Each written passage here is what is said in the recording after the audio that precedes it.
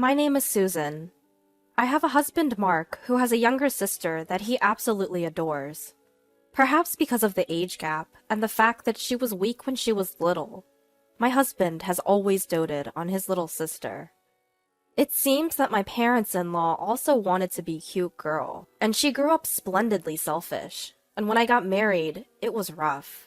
She made quite a scene during our wedding, wanting to wear a dress herself and insisting she should be the one to cut the cake with my husband. She even tried to convince our parents to cancel the wedding. Despite all this, I was young and thought it would all be okay as long as she wasn't nearby, so I went ahead with the marriage. In hindsight, perhaps I should have reconsidered.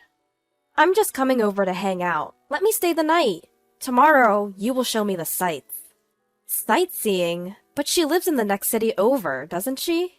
Besides, both you and I have work tomorrow, and we haven't prepared for an overnight guest. It's no big deal. I'll take a day off and take her around. Indeed, he'd even take time off work, just for her. Even after our marriage, my husband's doting on his sister didn't stop. Every weekend she would come over, eat lunch and dinner with us, and then stay the night. One time, she found the estimate I had hidden for a trip and said, "You're going on a trip, big bro? I want to come too." And he just said, "Well, can't be helped. I'll pay for it." So she ended up coming on our trip too, which of course made me very angry. It caused a huge fight after she left. "I can't believe you! That estimate was for our honeymoon." "But you shouldn't have left it somewhere she could find it." "And how is it inside the shelf of my private desk an easy-to-find place?" "Well, she found it, so there's nothing we can do about it now." "We're canceling the trip then." "But you were so excited about it." "Well, now I'm not." "She's going to be so upset." "Fine. Why don't you two go then? The estimate covers 2 people anyway." "You're right. We'll do that." And he really did go on the trip with just his sister, and he paid for all of it. This was the only time I thought about divorcing, but I didn't think about divorce because I thought I couldn't do it unless there was something bigger. When they came back from the trip, she said, That was fun. Here's the laundry, Susan." "Why do I have to wash your clothes?" "You're the sister-in-law, right? So you wash them." I don't know what she means by so, but that's just how it is. This is the state of affairs for everything. "I wish you would say something, dear."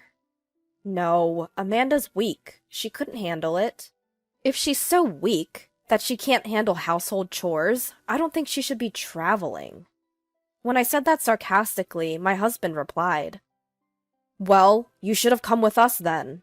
"Right? It's your fault for being stubborn and not coming." Suddenly, I was the one being blamed. It's normal for a newlywed couple not to want the sister-in-law tagging along on their honeymoon, but to these two, it seemed I was the odd one out for not wanting to join their super fun trip. Indeed, you missed out. They joyously talked about their adventure, leaving me out. My sister-in-law, Amanda, was always hanging around my husband, and after several years of our marriage, she finally got married herself. Amanda's husband lived far away, so we were pleased about the upcoming marriage because it would create some distance between us.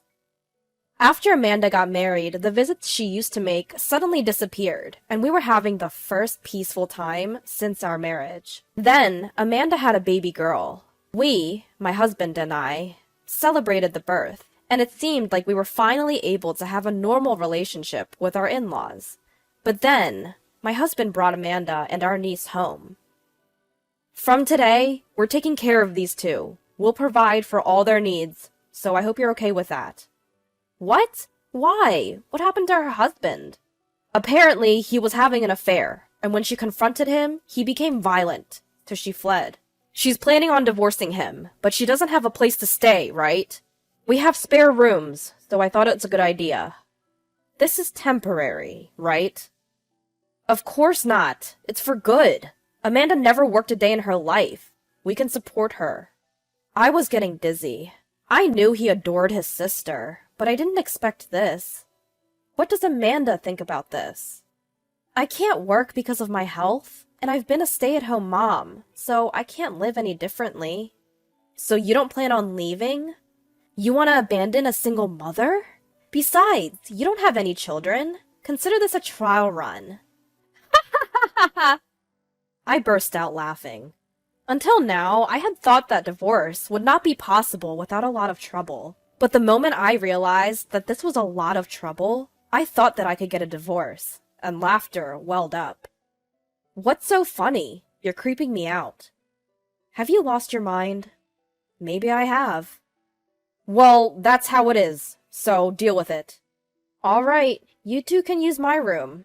Seeing my apparent agreement, my husband smiled in relief, but I added, all right, so I'm getting a divorce.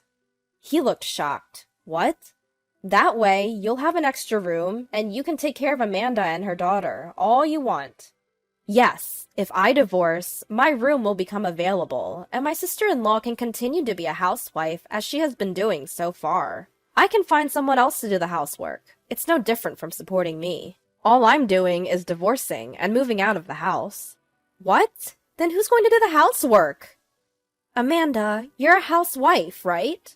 How about you do it? That's what being a housewife is about, right? Why should I? I didn't ask for this. Well, neither did I. So we're in the same boat, aren't we? Saying this, I returned to my room and began to pack my belongings. You're telling me I have to support us alone? Of course. Did you claim you could support us knowing you couldn't? Faced with this, my husband's face became tight. Seems like that's true, huh? But I won't have anything to do with it anymore. We can discuss the rest later. Saying this, I left the house in the middle of the night. I got a hotel and contacted my parents. My parents were shocked at the unexpected call in the middle of the night, but they understood when I explained the situation, telling me I could return home tomorrow. Calls kept coming in from my husband and my sister-in-law on my cell phone, but it was too noisy, so I turned off the phone and went to sleep. When I woke up in the morning, there were a mountain of voicemail and emails. The general content was, I'm sorry for the sudden change. I'm waiting for your call. Sorry for the sudden request, but I have nowhere to go as I've also run away. Please come back. Please listen to what I have to say. Alongside these pleas were messages like, stop sulking and come back. I won't be responsible for your belongings. You're my brother's wife, so you better not defy me. Come back soon and make dinner, okay? Threatening emails like this, and even some with violent language, had come in. I copied all of them and got them printed out at a convenience store on the way back to my parents' house. When I arrived at my parents' house, they greeted me, saying, why did you put up with this for so long? You should have come back sooner. Absolutely. You are going to divorce him, right? They were even angrier than I was. I had been worried about being scolded or being told that divorcing over something like this was an overreaction. But my anxiety and tension were released, and I broke down, crying. I explained everything that had happened. How I had reached my breaking point when my husband brought home my sister-in-law and niece. They suggested that I should first contact my in-laws. After all, since I had left, I had not heard anything from my in-laws. It made me wonder, why hadn't my doting sister-in-law returned to her parents' house, despite being cheated on? I decided to ask. When I went to visit my parents-in-law, it seemed that my sister-in-law's husband, Christopher, was also there. I explained that my sister-in-law and niece were currently living with my husband, that I had rejected this, and ran away to my parents' house. I see. So Amanda said that. Is that not true? I didn't expect Christopher to do such a thing, though. The one having an affair is Amanda. We even have evidence. I see. I understood after hearing from my sister-in-law's husband. She wouldn't be able to go to her parents-in-law's house then. I understand we have spoiled her, but I didn't expect it to go this far. I'm really sorry for causing trouble to Susan, too. Then it occurred to me. I wondered if my husband knew the truth and was hiding it. Actually, I think my husband knew and brought her home on purpose. I believe so. Amanda often said she was going to visit your husband on the days she was cheating, and we received photos of them dining together. But since you weren't in the photos, we grew suspicious and found out she was having an affair. It seems my sister-in-law used my husband as an alibi. With that in mind, I decided to draw out the two who seemed to still be hiding from my in-laws. I sent a single email to my husband. After thinking it over, I feel sorry for Amanda who was cheated on, and I think I should hear her out one more time. I'll come home tonight, so please wait for me. Deciding just to send that, I plan to go to my house at night, bringing my sister-in-law's husband and my in-laws. I had my sister-in-law's husband wait at the front door and rang the bell. When I rang the bell, I could hear the sound of someone rushing to the front door. As I opened the front door and said, "I'm home," both my sister-in-law and husband came out. "You're late. Are you going to make dinner?" "I'm hungry." "Finally, you're back." The house was so messy that there was barely any room to step. It was hard to believe it had only been left unattended for a day. Seeing this, my mother-in-law pressed her temples. My father-in-law turned red-faced. My sister-in-law and husband, who had made it to the front door, turned pale-faced. And I was amused at the contrast. "Why are Dad and Mom here? And why is Christopher here, too?" "Well, I thought it would be hard to take care of everything on my own. And don't you think it's better if we get some help from your parents?" "I wasn't told Mom and Dad would be here. And Christopher, too. You're causing trouble, even for your sister-in-law. What do you want to do?" "But having an affair is different." "What? Amanda, you were cheating." Feigning surprise, I received a glare from my sister-in-law. "Did you know?" When I looked at my husband, he was mumbling something, but he did not deny it. It seemed he knew about the affair. "So you knew, lied about it, and planned to have me take care of her." "Well, she's family, so you would trust Amanda, right?" "You were trying to make me do that?" "But if she went to in-laws' parents' house, you would definitely blame Amanda. She's a stranger to me." When I replied that, my sister-in-law said, "But I wasn't cheating. I was with my brother." I spoke with Christopher and saw the photos, but I don't know anything about it.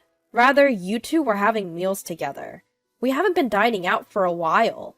"No, it's not like that. I didn't know about the affair, and she just asked me to take pictures to create an alibi. So please, don't divorce me." "Wait, brother!" At this point, it seemed he realized he misspoke, but it was too late. My husband, who had confessed to creating an alibi, had a face of regret. "With that, the alibi is hopeless. Your parents heard everything, you know."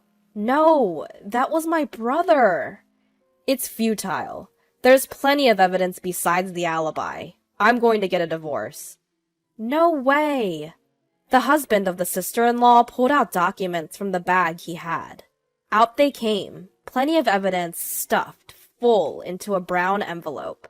Then he took out an IC recorder, which seemed to have recorded our current conversation. It seems it also recorded the fact that my husband was aiding in the fabrication of an alibi. "I'll be asking for a divorce too." "No, there's no need for a divorce." "Why do you think I could live with a person who knew about the affair and covered for it? Even if such a person exists, I can't. Let's get divorced." "No, no way." The mother-in-law broke down crying pathetically. The father-in-law was about to hit someone, but he was desperately holding back, and his clenched fists were trembling. Then they turned to me and bowed their heads, saying, "We will strictly supervise this child. We will take care of Sarah until everything is over. Susan, we are sorry for the trouble." The sister-in-law, whose alibi had collapsed, was disheartened and kneeled down, and my husband, who seemed to have given up, stood frozen on the spot. After that, the sister-in-law and her husband divorced. My husband and I also divorced. When we divorced, the IC recorder borrowed from the sister-in-law's husband was submitted. I received a small alimony, and my short married life came to an end. The custody of the niece was handed over to the sister-in-law's husband, and I was relieved. The sister-in-law and husband seemed to be living under the supervision of their parents, and the luxurious and arrogant life was forbidden for them, and they seemed to be living a tough life. Since then, I have occasionally been in touch with the sister-in-law's husband and have been allowed to see my niece. Thank you for that time. The sister-in-law's husband bowed his head. No, I didn't do anything special. I waved my hand back and forth to deny it, but the sister-in-law's husband shook his head and said, Actually, I was worried about whether I could get custody of my daughter. Custody is easier for the mother to get, and it seems that the father has a low chance of getting it unless there is a significant reason. Even though Amanda cheated on you? She's still young. It's difficult unless she can make her own decisions. But I thought I could definitely get it if there was the fact of cheating, and that the person who was involved in it will live with us at my wife's parents' house from now on. It seems that whether the fact that my husband was involved in the fabrication of the alibi could be confirmed or not was the key to whether or not he could get custody. So, I was able to get custody because Susan recognized the fact of the alibi at that time. I'm glad. It seems that Sarah can live safely. It seems that my niece will live at the sister-in-law's husband's house from now on. I am currently living at home, and I am about to move back to living alone. I can't always rely on my parents. After all, I should trust my instincts. I should have called off the marriage then. I've had enough.